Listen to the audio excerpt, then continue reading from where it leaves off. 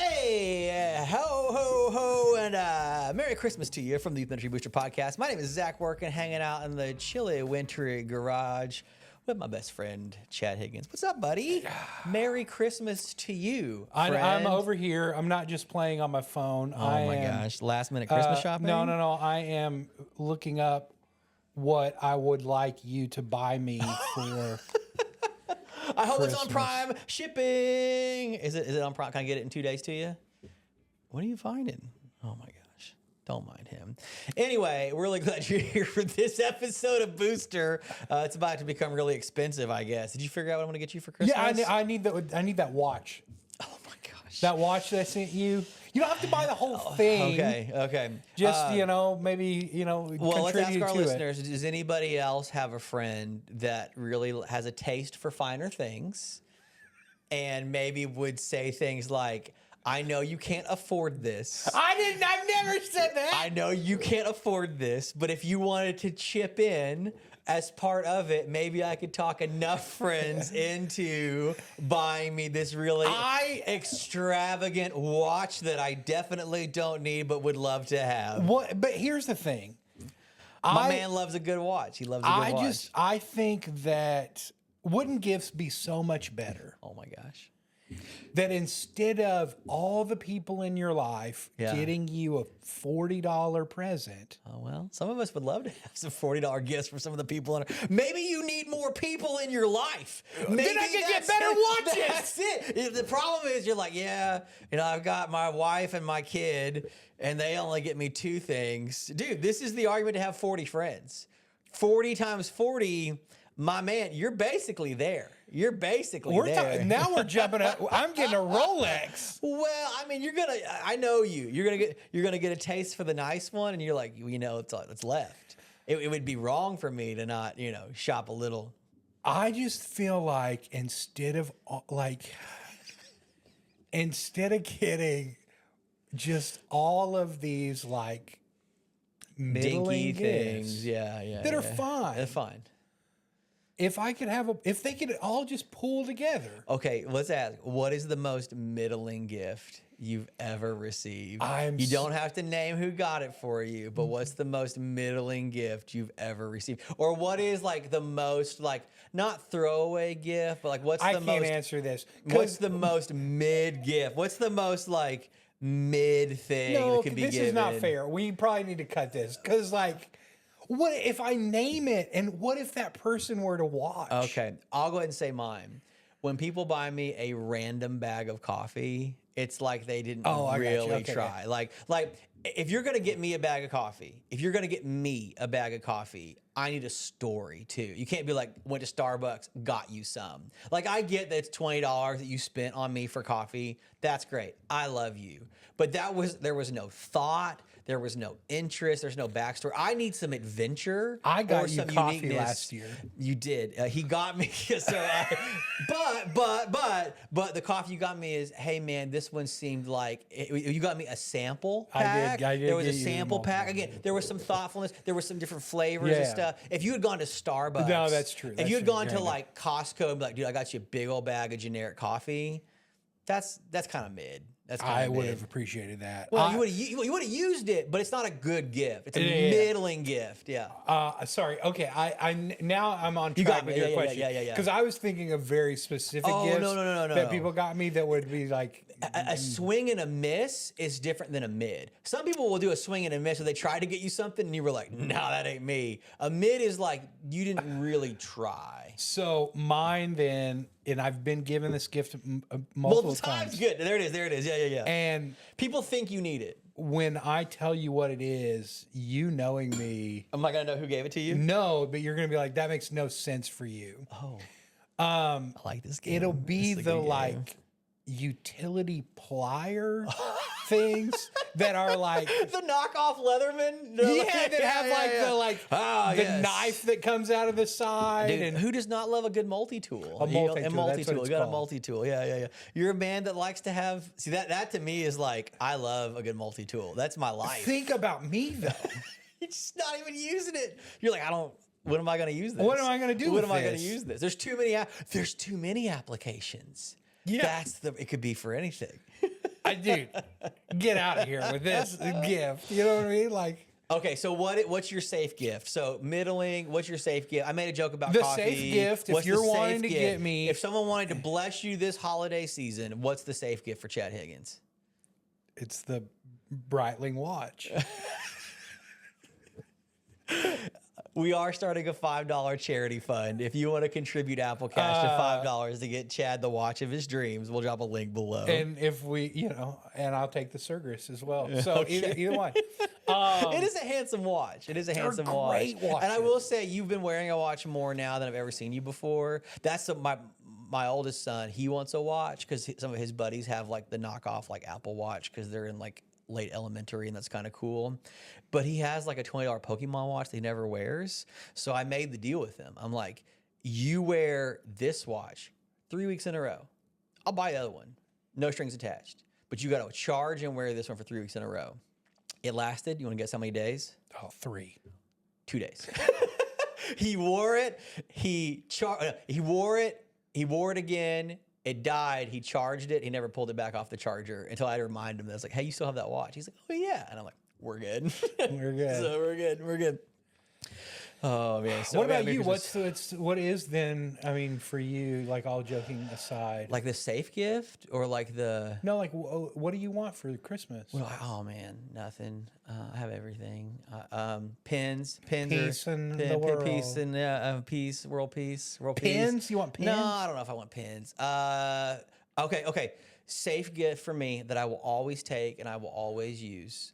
Any kind of like field notes or moleskin notebook.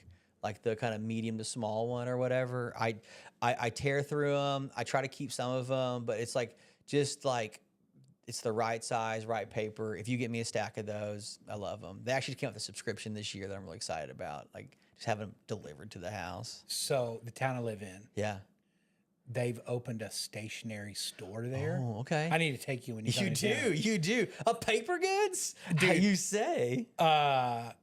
I don't know how well it's going to do in my medium-sized town. But, God, when summer hits and the students are gone, oof. It is a very cool little boutique shop. That's awesome. Well, it's fun to have a boutique. This podcast, we're finishing up some stuff on relationships. We actually had a question to kind of base some of this around. That came out of a relationship. One of a dear friend, former intern, now youth minister. He was an intern? He was. I love the guy. Had some questions, longtime listener, had some questions related to already, and I love the timeline he's on. We're here in the holiday season, and he's already asking questions about sponsors at camp next summer. So, my man, thank you. Some of you guys haven't even thought about camp. Some of you are still wondering if we're going to go to camp next summer. But bless you for already thinking about your sponsor situation for camp next summer. And so the setup is this, and we're going to ask the broader question around it. Basically has a parent, a mom involved in the ministry. It's a little over-invested. The term that youth ministry circles might use is helicopter mom. And she wants her kids to go to camp, but she's only going to go, or they're only going to go if she gets to go. And I guess there was a little bit of stuff last summer when she went that it was a little disruptive, a little bit. She was there, but she wasn't like sponsor level help. Like she was more just like an adult chaperone who was there for her kids and maybe wasn't there for the whole purposes of the event and the camp. And I guess already camp conversations are happening and she's like, well, I'm going, right? And so he feels a little bit of the pinch that he wants her kids to go to camp, but she was not a value-added asset.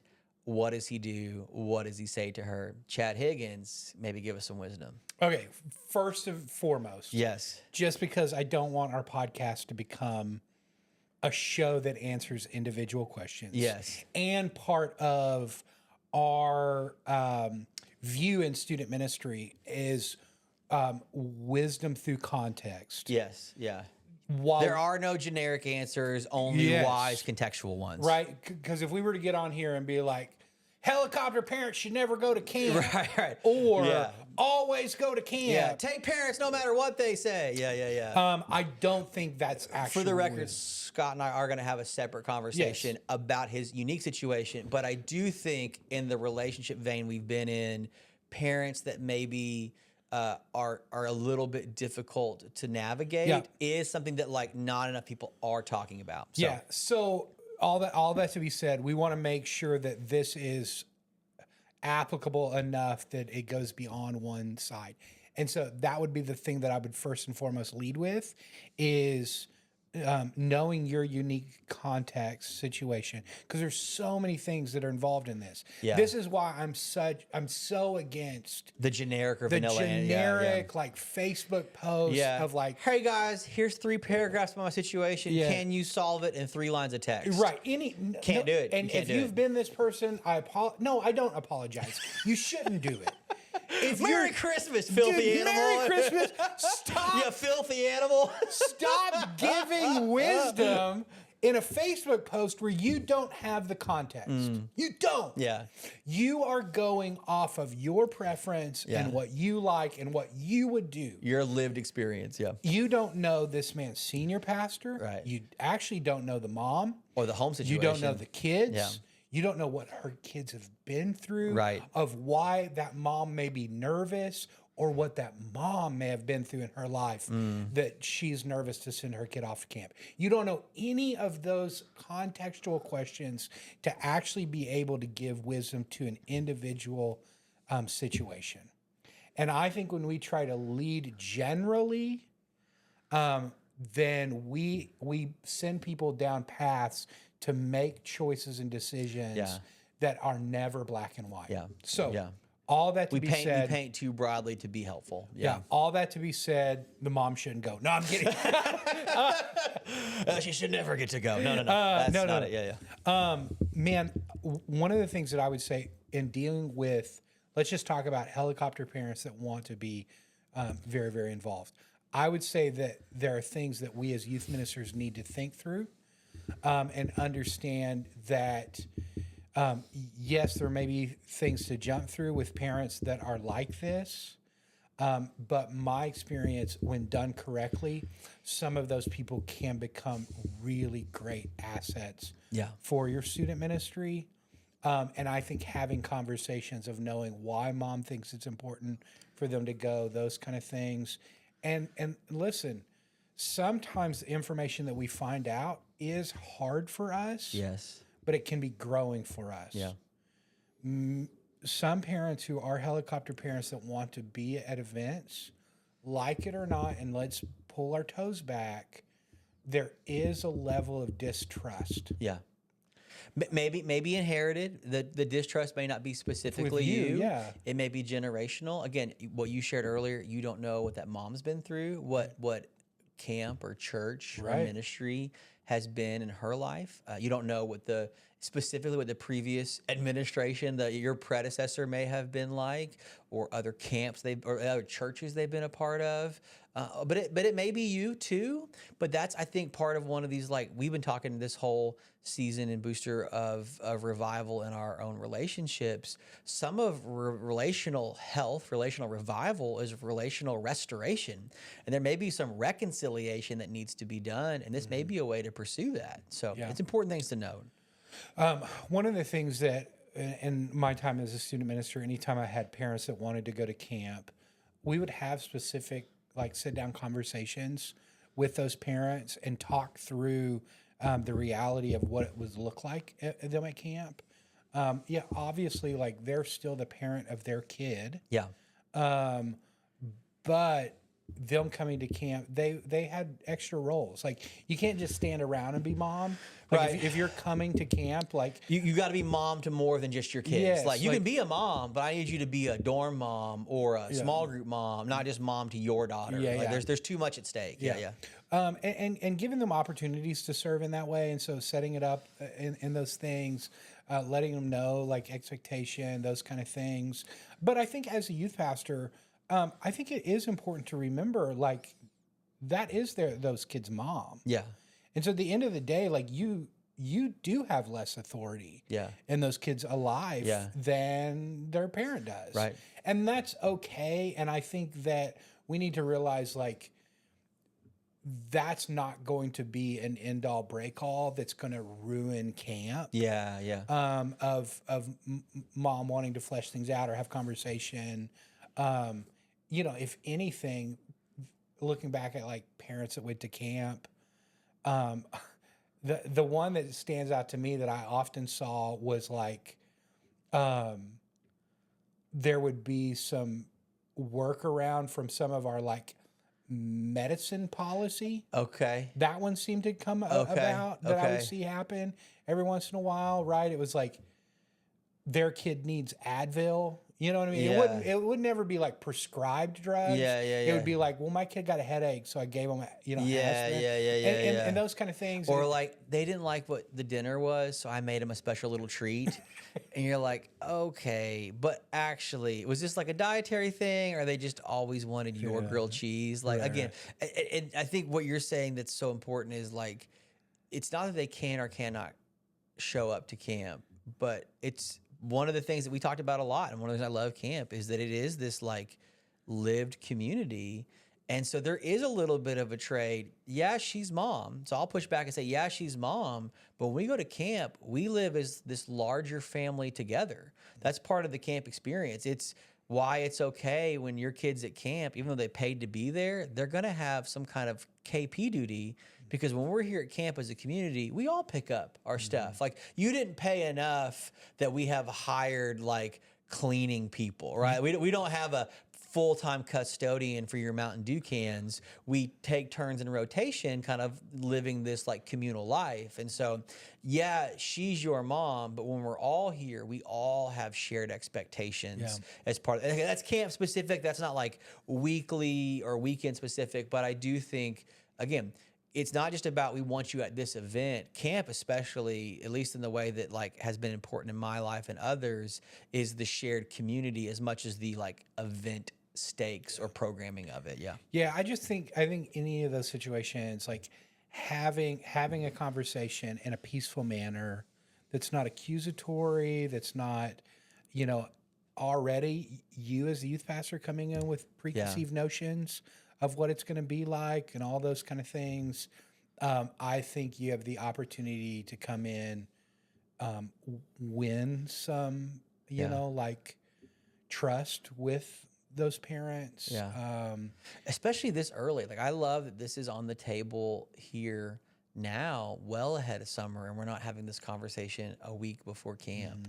Because that's some of the work. And I think to broaden the question about just ministering alongside parents that, again, maybe they're not right or wrong, maybe you're not right or wrong, but there's just friction, right? There's just a difference of philosophy or relationship or leadership or autonomy. Again, we serve in student ministry to equip, to care, to nurture. And so, yeah, mom and dad are going to be a far weightier authority in the life of the student. But some of the things that we get to be is hopefully a partner, and a partner gets to nudge and push and grow. And that takes time and patience and listening. Well, and to me, questions like this, and I'll be honest, I think I have a little bit different perspective now, 20 years later than I was early in student ministry, specifically before I had my own kids. That I think sometimes as youth ministers, we have this like idealistic view of like what camp's going to be and what it's going to mean for our student ministry. Don't tread on my camp plans. It's going to propel us to growth and all this kind of stuff. And get on the wagon and let's go. The reality for that kid, okay?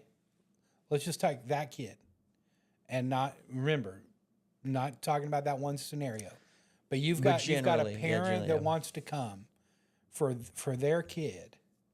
What's going to have longer impact in that kid's life? That you had a killer camp their 8th grade year? Or hopefully if we do camp right and we're thoughtful about it enough, that it does create this like hopefully real positive bond. Stronger, faithful, familial bond with mom. And I mean, again, it's the family mission trip, Mom's going to be right? in that person's life a lot longer than you are We as a youth pray. pastor. We hope so. Yeah, yeah. So again, one of the things I think as a touch point for both this episode and this season of ministry that we're in, I think is evaluating the space that we give to relationship building.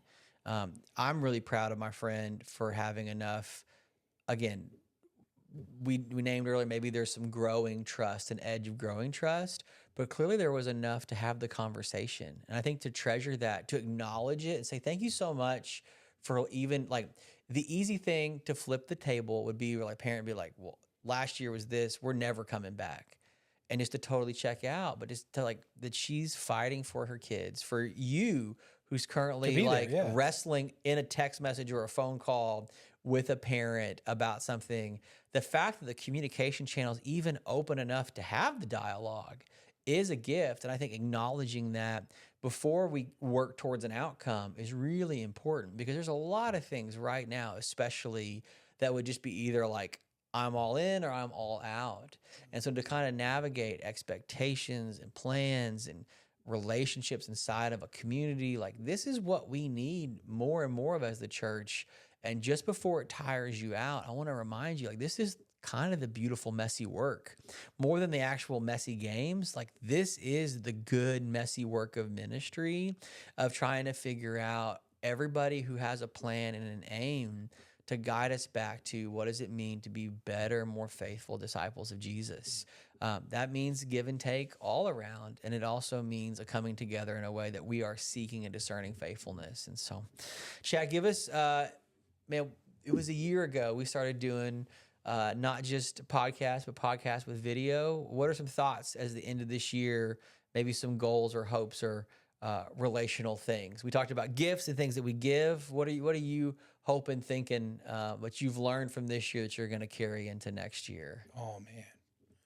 Like for myself personally? For yourself personally, or maybe for us as this team of podcasting and doing, what are some things from 2023? We expanded some things. We committed to some things. Are there things even now, just as we've been sitting with the last few months of having traveled and done and trained and heard from so many folks, that are really fresh on your mind as we march into a new calendar year, a new Advent year of things when it comes to ministry and youth ministry in particular, but shepherding and leading well? Yeah. I think for me in this coming year, and just for us in general, and whether you're watching or not, I know that we love to have a good time on here, but one of our hopes and prayers for not only our podcast when we first began, but like Youth Ministry Booster as a whole now, is that we continue to raise the bar of what it means to be a faithful, great youth pastor. Yeah.